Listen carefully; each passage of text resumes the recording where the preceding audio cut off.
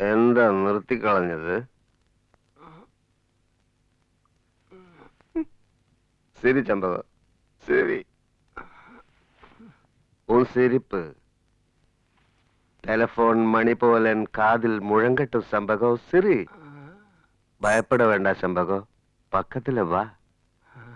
നീ ആരെയാ പാക്കുന്നത്? அந்த ലാസറേപ്പനെ? அந்த ആൾ മുട്ടാൾ കഴുത. ഇതൊന്നും മനസ്സിലാക്കാനുള്ള മൂളയില്ല. നീ അപ്പടിയേ വന്ന് ഒരു കിസ് കൂട്.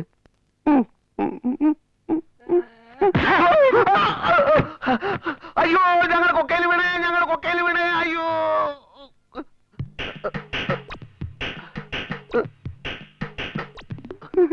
സോറി, സ്വപ്നത്തിലൊരു ആക്സിഡന്റ് ഉണ്ടായി, ഞങ്ങൾ കൊക്കയിൽ വീണു. ഞങ്ങളാ? ഞങ്ങളെന്ന് പറഞ്ഞ ഞാനും പിന്നെ സ്വപ്നത്തിലെ ഞാനും. കണ്ട പെണ്ണുങ്ങളെ സ്വപ്നം കണ്ടോണ്ട് കിടക്കാണ്ട് പോയി ചായ തിളപ്പിക്കടാ. അല്ല, പണിയും ചെയ്യില്ല. ആ, നമ്പർ 12 ഇത് തന്നെ, ഇത് തന്നെ.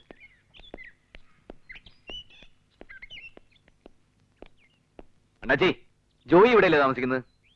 ஜோய் சேட்டன் தூங்கிட்டு இருக்காரு, இன்னும் எந்திரிக்கல. தூங்கிட்டு இருக்காரு. തൂക്കിയിട്ടിരിക്കുന്നോ?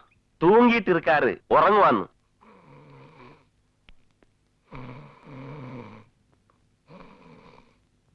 പുതച്ചു കിടന്ന് നല്ല ഉറക്കവാ.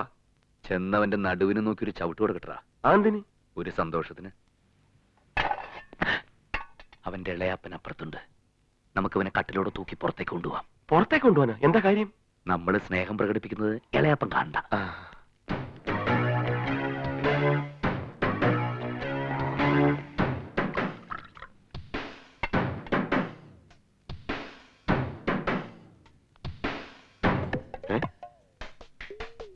ഈ കട്ടിലെടുത്തോണ്ട് ഇളയപ്പൻ എങ്ങോട്ട് പോയി?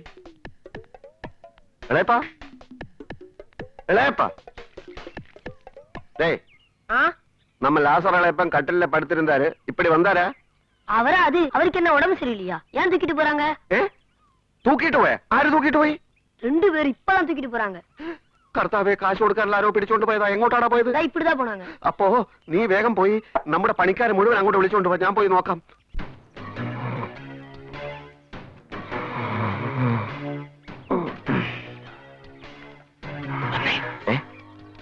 ചന്തു, നീ ബാഗ് കൊണ്ടുവച്ച് ഇവന്റെ ഇളയാപ്പനുമായിട്ട് സംസാരിച്ചോണ്ടിരിക്കെ ഞാൻ ഇവനൊരു ഷോക്ക് കൊടുത്തിട്ട് വന്നേക്കാം.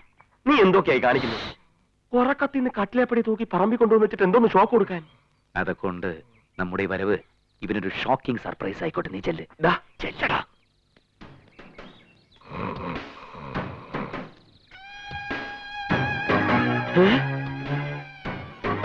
അപ്പൊ അതായത്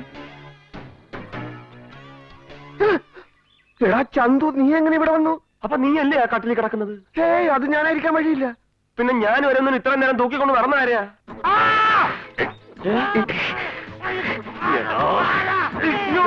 കുഴപ്പമായി.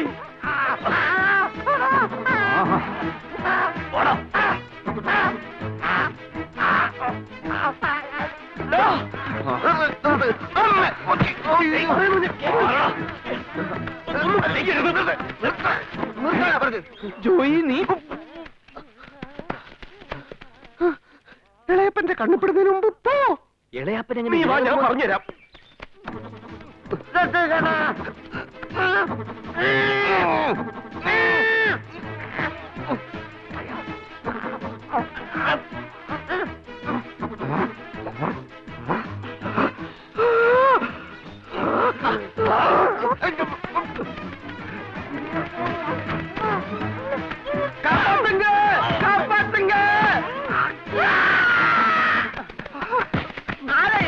കൊല്ലാൻ നോക്കിയവനാ.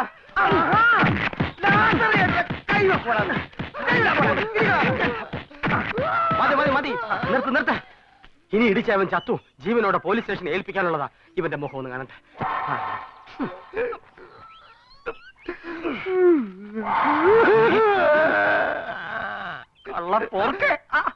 എന്തിനാടാ എന്നെ കൊല്ലാൻ നോക്കിയത്?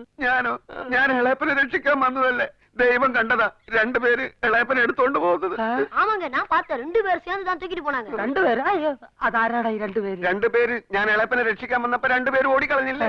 അവരെ കണ്ടാ തിരിച്ചറിയോ? ഇല്ല, ഒരിക്കലും അവരെ ഞാൻ കണ്ടാ തിരിച്ചറിയില്ല. അതെന്താടാ തിരിച്ചറിയാ? അവര് മുഖം മൂടി ഉണ്ടായിരുന്നു അവർക്ക്. முகமூடியா? അതെ, മുഖം മൂടി ഒന്നും കണ്ടാ തിരിച്ചറിയാനുള്ള പ്രായം നിനക്കായിട്ടില്ല. മൂടി കണ്ടാ തിരിച്ചറിയാൻ പ്രായം വേണോടാ? വേണം, ഞാനിത് ഇപ്പൊ തെളിച്ചുതരാം. ഇവരെ இந்த ഇളയപ്പനെ രണ്ടുപേര് തൂക്കിയിട്ട് പോരുന്നത് ഈ പാത്തല്ല. അപ്പൊ ഇവർ മുഖം മൂടിയിരുന്നതില്ല. ഇതാ ഞാൻ പറഞ്ഞത് മുഖം മൂടി ഉണ്ടായിരുന്നു എന്ന്.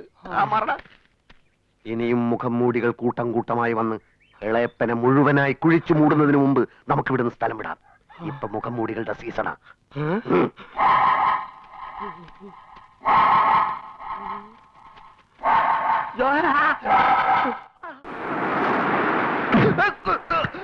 നിന്നെ പിടികൂടാൻ തന്നെയാണ് ഞാൻ ഈ പോണ്ടിച്ചേരിയിലേക്ക് വണ്ടി കയറിയത്. പക്ഷെ കാലക്കേടിന് എന്റെ കൈ കിട്ടിയത് ഇളയപ്പനെ ആയിപ്പോയി. ഇങ്ങനെ ഉപദ്രവിക്കാൻ മാത്രം ഞാൻ എന്ത് ദ്രോഹം ചെയ്തടാ? നിനക്കത് അറിയില്ല അല്ലേ? നമ്മുടെ ചന്തുവിനെയും ആ ചേറായിലെ സിറിയക്കിന്റെ മോളെയും ചേർത്ത് നീ എന്തൊക്കെ വൃത്തികേടുകളാ പറഞ്ഞുണ്ടാക്കിയത്?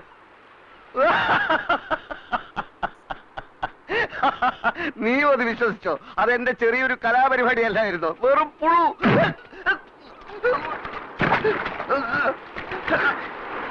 കള്ള സൂറേ, സ്വന്തം കൂട്ടുകാരന്റെ ജീവൻ കൊണ്ട് തന്നെ വേണോ അല്ലടാ നിന്റെ കലാപരിപാടി?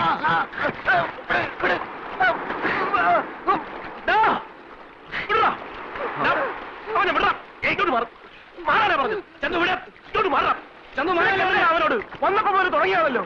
ഇവനാ ഈ വൃത്തികെട്ടവനാ എല്ലാത്തിനും കാരണക്കാരൻ. നിന്നെയും ആ ചേറായിലെ പെണ്ണിനെയും ചേർത്ത് ഇവൻ വേണ്ടാത്തൊക്കെ ഉമ്മയെ പറഞ്ഞ് വിശ്വസിപ്പിച്ചുകൊണ്ടാ അവളാ സിറിയക്കിന് ഊമക്കത്തയച്ചത്.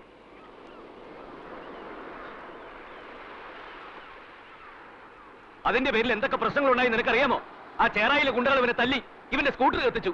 അതിന് പകരം വീട്ടാ ഞാൻ പോയി അവന്റെ കാറ് കത്തിച്ചു. ഇപ്പൊ എനിക്ക് ഇവന് നാട്ടിൽ നിൽക്കാൻ പറ്റാണ്ടായി. അവന്റെ ഒരു കലാപരിപാടി. കൊല്ലണ്ട അവനെ. കൊല്ലടാ, കൊല്ല്. നീ പറയടാ എന്നെ കൊല്ലാൻ. എടാ പറയാൻ. എന്താണ് നിന്റെ വായിൽ നാക്കില്ലേ? അണ്ണാക്കലോട്ട് ഇറങ്ങിപ്പോയോ? പറയടാ അങ്ങോട്ട്. നീ പറഞ്ഞിട്ടാണ് ഞാൻ ഇങ്ങനെയൊക്കെ ചെയ്തതെന്ന് അങ്ങോട്ട് പറഞ്ഞു കൊടുക്കാൻ.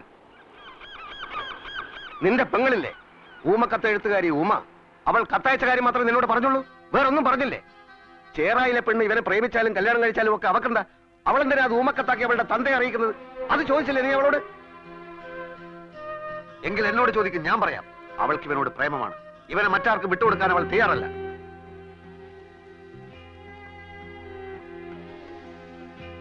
പക്ഷെ ഇവനോ? അവിടെയാടാ നീ നിന്റെ കൂട്ടുകാരനെ തിരിച്ചറിയേണ്ടത്.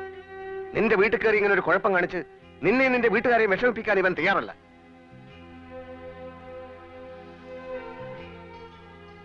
ഇതൊക്കെ അവളെ പറഞ്ഞ് മനസ്സിലാക്കണമെന്നും അവളെ ഇതിന്ന് പിന്തിരിപ്പിക്കണമെന്നും ഇവൻ വന്ന് പറഞ്ഞപ്പോ അത് ശരിയാണെന്ന് എനിക്കും തോന്നി. തോന്നിയെന്നല്ല, അതാണ് ശരി. അങ്ങനെ ചിന്തിക്കാത്തവൻ കൂട്ടുകാരനല്ല.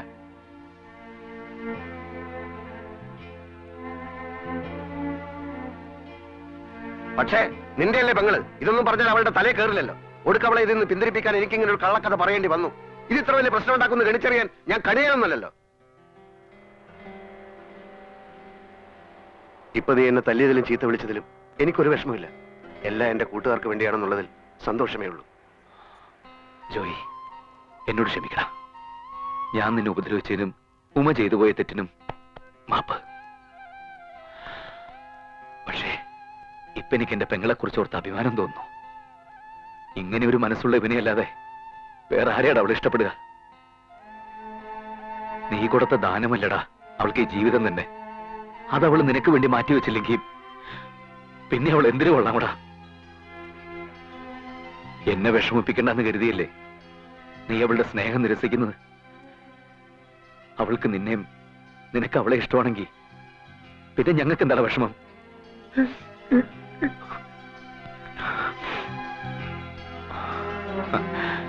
ദൈവം നമ്മളെ കൂട്ടുകാരാക്കാൻ വേണ്ടി സൃഷ്ടിച്ചതാ. നമ്മളെ പിരിക്കാൻ ഈ ഭൂമിയിൽ ഒരു ശക്തിക്കും പറ്റില്ലടാ.